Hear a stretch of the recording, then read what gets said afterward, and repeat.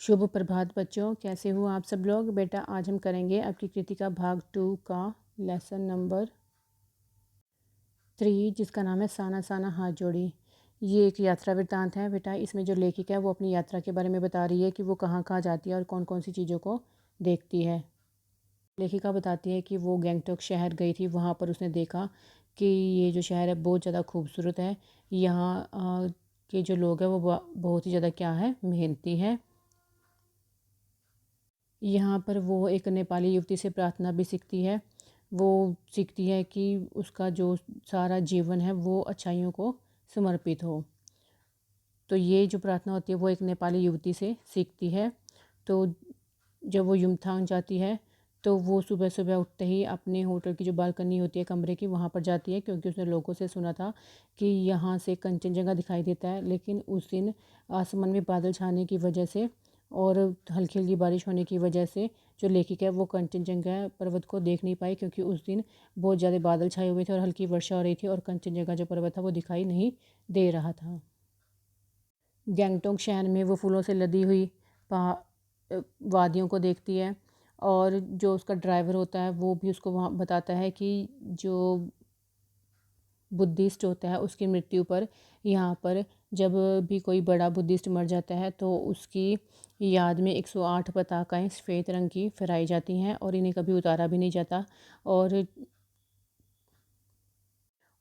ये जो पताकाएँ होती हैं वो अपने आप नष्ट हो जाती हैं। और जब कोई नया कार्य शुरू करता है तो फिर उसके प्रतीक के रूप में रंगीन पताकाएँ फहराई जाती हैं। लेखिका बताती है कि जैसे जैसे उनकी गाड़ी आगे जाती है वैसे वैसे जो पीछे जो बाज़ार थे, जो दुकानें थी वो पीछे छूटती जाती हैं। और जो नेपाली युवा थे जो काम कर रहे थे वो भी पीछे छूटते जाते हैं। और वो ये भी बताती है कि जैसे जैसे वो ऊपर की तरफ जाती हैं जो हिमालय का रूप होता है वो भी काफ़ी बड़ा हो जाता है। तो वो एक जगह जाते हैं, वहाँ पर जो औरतें होती हैं वो क्या कर रही थी, हाथ में कुदाल लेके बड़े बड़े पत्थरों को तोड़ती होती हैं। तो वे वहाँ पर खड़े हुए एक अधिकारी से पूछते हैं कि ये क्या हो रहा है। तो फिर वो जो अधिकारी होते हैं वो बताता है कि ये जो रास्ता है वो इसको चौड़ा कर रही हैं, ताकि आप जो यात्री आते हैं वो यहाँ से आसानी से गुजर सकें। तो यहाँ तक हमारा हो गया था बेटा। अब हम आगे करेंगे लेसन। बड़ा खतरनाक कार्य होगा यह, मेरे मुंह से अकस्मात निकला। वह संजीदा हो गया, कहने लगा, पिछले महीने तो एक की जान भी चली गई थी। बड़ा दुस्साध्य कार्य है। पहाड़ों पर रास्ता बनाना, पहले डायनामिट से चट्टानों को उड़ा दिया जाता है, फिर बड़े बड़े पत्थरों को तोड़ मोड़ कर एक आकार के छोटे छोटे पत्थरों में बदला जाता है। फिर बड़े से जाले में उन्हें लंबी पट्टी की तरह बिठाकर कटे रास्तों पर बाड़े की तरह लगाया जाता है। जरा सी चूक और सीधा पाताल प्रवेश। अब देखो, जब लेखिका देखती है कि जो पहाड़नी है वो क्या कर रही हैं वहाँ पर, मतलब एक तरह से पत्थरों को तोड़ रही हैं, खतरनाक काम कर रही है, तो वो उनको बोलती है कि ये जो काम है बड़ा ही खतरनाक है। तो एकदम से लेखिका के मुंह से निकलता है। तो जो शख्स उसके बारे में बता रहा था कि हाँ ये खतरनाक काम है, तो वो फिर उसको बताता है कि हाँ, पिछले महीने यहाँ पर एक की जान चली गई थी, क्योंकि ये जो कार्य है वो बहुत ज़्यादा क्या है, कठिन है। क्योंकि चट्टानों को पहले डायनामाइट से उड़ाया जाता है, फिर बड़े बड़े पत्थरों को तोड़कर उनको आकार दिया जाता है, छोटे छोटे पत्थरों में बदला जाता है। फिर बड़े जाली में उन्हें लंबी पट्टी की तरह बिठाकर कटे हुए रास्ते पर बाड़े की तरह लगाया जाता है। तो कहते हैं कि अगर थोड़ी सी भी चूक हो जाए तो मान लो व्यक्ति की जान ही चली जाएगी, यानी वो सीधा कहाँ चला जाएगा, पाताल में गिर जाएगा। और तभी मुझे ध्यान आया, इन्हीं रास्तों पर एक जगह सिक्किम सरकार का बोर्ड लगा था, जिस पर बड़े बड़े अक्षरों में लिखा था, ever wonder who defied death to build these roads. आप ताज्जुब करेंगे, पर इन रास्तों को बनाने में लोगों ने मौत को झुठलाया है। एकाएक मेरा मानसिक चैनल बदला, मन पीछे घूम गया। इसी प्रकार एक बार पलामू और गुमला के जंगलों में देखा था, पीठ पर बच्चे को कपड़े से बांधकर पत्तों की तलाश में वन वन डोलती आदिवासी युवतियाँ। उन आदिवासी युवतियों के फूले हुए पाँव और इन पत्थर तोड़ती बहनों के हाथ में बड़े ठाठे एक ही कहानी कह रहे थे कि आम जिंदगियों की कहानी हर जगह एक सी है, कि सारी मलाई एक तरफ, सारे आंसू, अभाव, यातना और वंचना एक तरफ। तभी लेखिका को कुछ ध्यान आता है और वो कहते हैं कि उसने एक सिक्किम सरकार का बोर्ड लगा था जिस पर बड़े बड़े अक्षरों पर लिखा हुआ था कि इन रास्तों को बनाने में कई लोगों ने अपनी मौत को भी झुठलाया है। तो एकाएक लेखिका का जो मन होता है वो काफ़ी बेचैन भी हो जाता है और उसका जो मन होता है वो पीछे की तरफ घूम जाता है, कि उसने देखा था कि पलामू और गुमला के जंगलों में पीठ पर पीछे बांधे हुए बच्चों को जो आदिवासी युवतियाँ हैं वो वन वन डोल रही थी। कहने का क्या मतलब है कि जो आदिवासी युवतियाँ अपने बच्चों को पीठ पर बांध कर वन वन घूम रही थी और उनके जो पाँव थे वो काफ़ी सूजे हुए थे और पत्थर को तोड़ने के कारण उनके हाथ काफ़ी सूज गए थे। यहाँ पे लिखा हुआ है ना ठाठे, ठाठे का मतलब होता है हाथ में पड़ने वाली जो गांठें होती हैं, निशान होते हैं, यानी एक तरह से सूज जाना भी बोल सकते हैं। तो वो कह रही थी कि इनकी मतलब एक कहानी मतलब कह रही थी कि जो सारी मलाई होती है वो एक तरफ होती है और जो सारे आंसू होती हैं, यातनाएं होती हैं, वो एक तरफ होती हैं। कहने का क्या मतलब है कि जो पहाड़नी होती हैं जब वो काम करती हैं तो उनकी जो होते हैं वो हाथ पाँव सूज जाते हैं और उनकी जो ज़िंदगी की कहानी होती है वो एक तरह से क्या होती है, बहुत ज़्यादा कठिन होती है। और तभी मेरी सहयात्री मनी और जितेन मुझे खोजते खोजते वहाँ तक आ गए थे। मुझे गमहीन देख जितेन कहने लगा, मैडम ये मेरे देश की आम जनता है, इन्हें तो आप कहीं भी देख लेंगी। आप इन्हें नहीं, पहाड़ों की सुंदरता को देखिए जिसके लिए आप इतने पैसे खर्च करके आई हैं। अब देखो जो लेखिका थी उन सबको देख रही थी, तभी उनकी जो सहयात्री होती है मनी और जितेन दोनों उसको ढूंढते हुए वहाँ आ जाते हैं। तो जो जितेन होता है वो बोलता है कि ये तो हमारे देश की आम जनता है, आप इनको कहीं भी देख सकते हो। कहते कि आप उस चीज़ को देखो जिसके लिए पैसे खर्च करके आप यहाँ पर आए हो, यानी इन पहाड़ों की सुंदरता को देखो। ये देश की आम जनता ही नहीं, जीवन का प्रति संतुलन भी है। वे वेस्ट एंड रिपेइंग है, कितना कम लेकर ये समाज को कितना अधिक वापस लौटा देती है। मन ही मन सोचा मैंने। हम वापस जीप की ओर मुड़ने लगे कि तभी मैंने देखा वे शम सुंदरियाँ किसी बात पर इस कदर खिलखिलाकर हंस पड़ी थी कि जीवन लहरा उठा था और वह सारा खंडर ताजमहल बन गया था। अब देखो जब उसको जो गाइड होता है वो कहता है कि ये तो हमारे देश की आम जनता है, इसको तो आप कहीं भी देख सकते हैं। तो वो सोचती है लेखिका कि इन्हीं की वजह से तो हमारे जीवन का संतुलन है। तो कहते हैं कि ये कितना कम लेते हैं और कितना ज़्यादा देते हैं, हमें लुटाते हैं। तो वो मन ही मन सोच रही थी, लेकिन तभी जब उसकी जीप जिस पर लेखिका बैठी हुई थी वापस मुड़ने लगी तो उसने देखा कि जो श्रम सुंदरियाँ होती हैं, यानी जो काम करने वाली युवतियाँ होती हैं, वो किसी बात पर देखकर खिलखिलाकर हंस रही थी। और लेखिका को उनको देखकर ऐसा लगा कि जो खंडर था वो एक तरह से क्या बन गया था, वो ताजमहल बन गया था। हम लगातार ऊंचाइयों पर चढ़ते जा रहे थे। जितेन बता रहा था, अब हम हर मोड़ पर हेयर पिन बैठ लेंगे और तेज़ी से ऊंचाई पर चढ़ते जाएंगे। हेयर पिन बैठ के ठीक पहले एक पड़ाव पर देखा 7-8 वर्ष की उम्र के ढेर सारे पहाड़ी बच्चे स्कूल से लौट रहे थे और हमसे लिफ्ट मांग रहे थे। जितेन ने बताया, हर 3-3.5 किलोमीटर की पहाड़ी चढ़ाई चढ़कर वे बच्चे स्कूल जाते हैं। क्या स्कूली बस नहीं? मनी के पूछने पर जितेन हंस पड़ा। मैडम यह मैदानी नहीं, पहाड़ी इलाका है। मैदान की तरह यहाँ कोई भी आपको चिकना बर्फीला नहीं मिलेगा। यहाँ जीवन कठोर है। नीचे तराई में ले देकर एक ही स्कूल है, दूर दूर से बच्चे उसी स्कूल में जाते हैं और सिर्फ पढ़ते ही नहीं हैं। इनमें से अधिकांश बच्चे शाम के समय अपनी माँओं के साथ मवेशियों को चराते हैं, पानी भरते हैं, जंगल से लकड़ियों के भारी भारी गट्ठर ढोते हैं। खुद मैंने भी ढोए थे। अब यहाँ पे देखो जो ले गाइड है वो बताता है कि मतलब जैसे जैसे हम ऊंचाई पर जाएंगे तो हम पिन बैठ लेंगे। तो वो बताता है कि आगे मतलब एक स्कूल भी है जहाँ पर 7-8 वर्ष की उम्र के मतलब ढेर सारे बच्चे हैं, वो मतलब स्कूल में पढ़ते हैं। तो जब उनकी कार जा रही थी तो वो कुछ बच्चे उनसे लिफ्ट मांगते हैं। तो जितेन बताता है कि यहाँ पर हर दिन 3-3.5 किलोमीटर की दूरी पर एक स्कूल है जहाँ पर बच्चे रोज़ मतलब ये 3-3.5 किलोमीटर की दूरी पहाड़ी पर चढ़कर ये बच्चे स्कूल जाते हैं। तो लेखिका के साथ एक उसकी सहेली थी मनी, वो पूछती है कि क्या यहाँ पर बस नहीं है?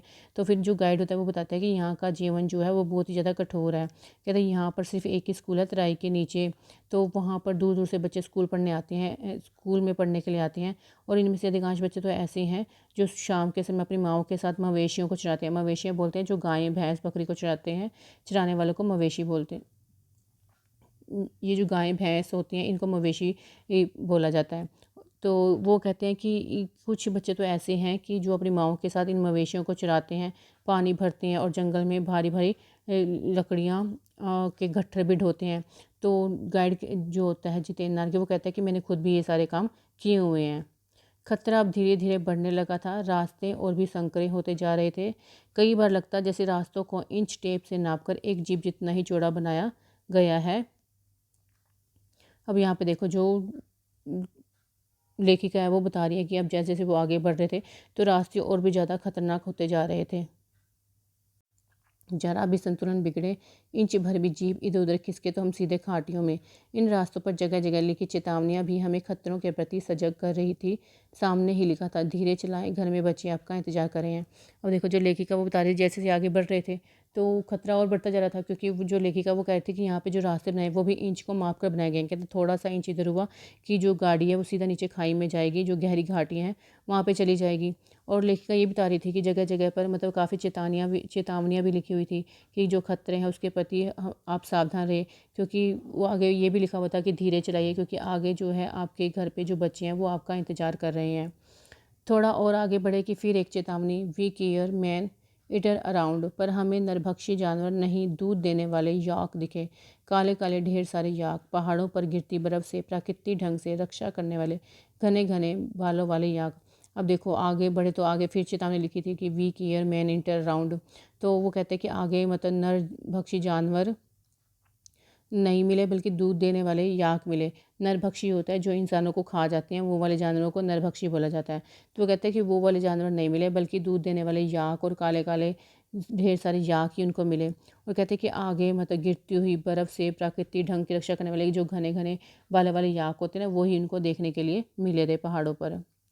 सूरज झरने लगा था। हमने देखा कुछ पहाड़ी औरतें गायों को चराकर वापस लौट रही थी।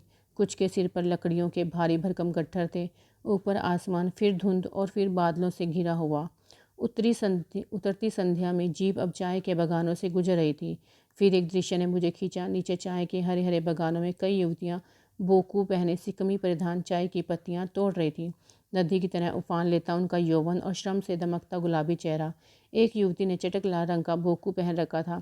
सघन हरियाली के बीच चटक लाल रंग डूबते सूरज की स्वर्णिम और सात्विक आभा से कुछ इस कदर इंद्रधनुषी छटा बिखेर रहा था कि मंत्रमुग्ध सी मैं चीख पड़ी थी। इतना अधिक सुंदर है मेरे लिए असह्य था। अब देखो, देखिए क्या वो बताती है कि जो सूरज था वो ढलने लगा था, और जो पहाड़ी औरतें थी वो भी गाय को चराकर वापस लौट रही थी। तो कुछ के सिर पर तो लकड़ियों के भारी भारी गट्ठर भी उन्होंने मतलब रखे हुए थे। तो कहते कि आसमान फिर से धुंध और बादलों से घिर गया था। और लेखिका बताते हैं कि जब वो आगे बढ़ते उसने चाय के बागान भी देखे। तो जब वो चाय के बागानों से गुजर रही थी तो वहाँ पर उसने कुछ युवतियों को देखा जो चाय की पत्तियों को तोड़ रही थी। उन्होंने बोकू पहना हुआ था। बोकू एक ड्रेस है। तो वो कहते हैं कि जो युवतियाँ पत्ती तोड़ती थी उनका जो यौवन था, वो उनका श्रम से दमकता जो गुलाबी चेहरा था बहुत ही अच्छा लग रहा था। तो वो जो लेखिका वो कहते हैं कि इतनी सुंदरता उसने मतलब आज तक नहीं देखी। कहते हैं कि इनकी जो सुंदरता थी वो एक तरह से क्या थी, असहनीय थी। युमथांग पहुंचने के लिए हमें रात भर लायोंग में पड़ाव लेना था। गगनचुंबी पहाड़ों के तल में सांस लेती एक नन्ही सी शांत बस्ती लायोंग। सारी दौड़ धूप से दूर जिंदगी जहां निश्चित सो रही थी। अब देखो यहाँ पे जो लेखिका है वो बता रही है कि युमथांग पहुँचने के बाद उन्हें रात में कहीं रुकना था, पड़ाव लेना था। तो वो फिर वो कहाँ पे रुकते हैं, लायोंग में रुकते हैं। कहते हैं कि वो नन्ही सी एक शांत सी बस्ती थी जो मतलब सारी दौड़ धूप वाली ज़िंदगी से काफ़ी दूर थी। यानी वो एक शांत जगह थी जहाँ पर उन्हें रहकर बहुत अच्छा लगा। उसी लायुंग में हम ठहरे थे, तिस्ता नदी के तीर पर बसे लकड़ी के एक छोटे से घर में। मुंह हाथ धोकर मैं तुरंत ही तिस्ता नदी के किनारे बिखरे पत्थरों पर बैठ गई थी। सामने बहुत ऊपर से बहता झरना नीचे कलकल बहती तिस्ता में मिल रहा था।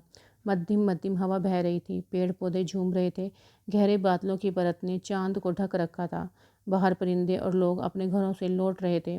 वातावरण में अद्भुत शांति थी। मंदिर की घंटियों सी, घुंघरालों की रुनझुनाहट सी आंखें अनायास भर आई। ज्ञान का नन्हा सा बोधिसत्व जैसे भीतर उगने लगा। वहीं सुख शांति और सुकून है जहाँ अखंडित संपूर्णता है। पेड़ पौधे पशु और आदमी सब अपनी अपनी लय ताल और गति में हैं। हमारी पीढ़ी ने प्रकृति की इस लय ताल और गति से खिलवाड़ कर अक्षम्य अपराध किया है। हिमालय अब मेरे लिए कविता नहीं दर्शन बन गया था। अब यहाँ पे जो लेखिका वो बता रही है कि वो लायुंग में ठहरे थे। तो वो तिस्ता नदी के तीर पर बस एक लकड़ी का छोटा घर था जहाँ पर वो रहे थे। वहाँ पर लेखिका ने अपने मुंह हाथ धोकर तिस्ता नदी के किनारे भी वो पत्थरों के बीच में बैठ गई। सामने से मतलब बहता हुआ झरना नीचे कल की बहती तिस्ता नदी में मिल रहा था। तो वो कह रही कि धीमी धीमी सी जो हल्की हवा भी बह रही थी, पेड़ पौधे भी झूम रहे थे। तो जो बादल थे वो भी मतलब छाए हुए थे, और जो लोग थे जो परिंदे थे वो भी अपने घरों में लौट रहे थे। तो वो कहते हैं कि इतने अद्भुत दृश्य को देखकर जो लेखिका है वो कह रही है कि इतना अद्भुत दृश्य उसने देखा तो उसको वो देखते ही बहुत ज़्यादा अच्छा लगा। उसको एक तरह की बहुत ही ज़्यादा सुख और शांति का अनुभव हुआ। तो लेखिका बताती है कि वहाँ पर जो भी मतलब पेड़ थे, पौधे थे, पशु, आदमी सब थे, वो अपनी लय और ताल में, गति में थे। लेकिन वो ये बताते हैं कि आज की जो पीढ़ी है, उन्होंने मतलब क्या किया है, इन लय, ताल और गति से खिलवाड़ कर दिया है। कहने का क्या मतलब है, आजकल की जो पीढ़ी है वो पेड़-पौधों को काट रही है, और पेड़-पौधों को काट कर वो क्या कर रही है, वहाँ पर अपना घर बना रही है, फैक्ट्रीज़ बना रही है। तो इसी से लेखिका कहते हैं कि जो आज की पीढ़ी है, उसने आज का ये जो माहौल है, उसके साथ क्या किया है, खिलवाड़ किया है। तो बेटा आज के लिए इतना ही। ओके बेटा।